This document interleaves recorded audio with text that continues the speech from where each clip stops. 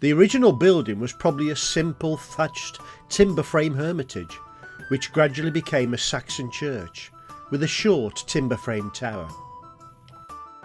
The abbey was founded around a shrine where anyone could visit St Editha. By 1120, the layout of the abbey was typically Benedictine, with a central tower, low narrow aisles and the shrine to St Editha. As well as the shrine, there were memorial chapels commemorating other saints and patrons of the abbey. There was a cloister, around which were the chapter house, the dormitory, refectory and kitchen. Pilgrims were welcomed and accommodated more or less where the parsonage is now. In 1243, Polesworth became a market town, and to make more space for parishioners, a parish nave was added to the north side of the abbey.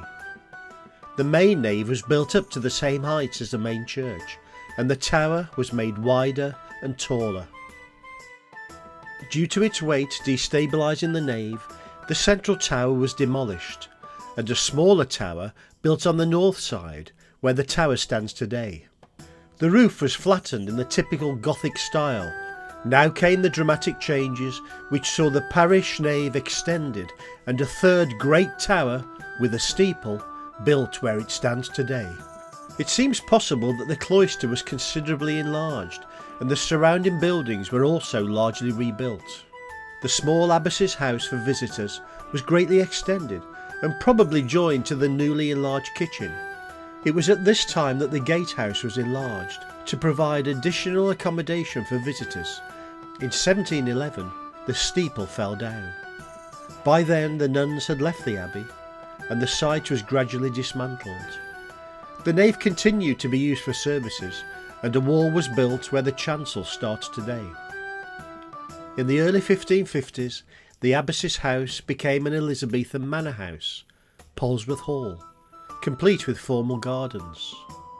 In the 17th century, galleries were built in the north aisle and at the west end of the nave, and for the wealthier worshippers, tall box pews were created, which were paid for by and for the exclusive use of their donors. In 1740, the fallen tower was rebuilt, 5 bells installed, but the spire was never reinstated. In the 19th century, the castellated walls were replaced with the current pitch roofs. The galleries were removed and the box pews replaced with the pews you see today.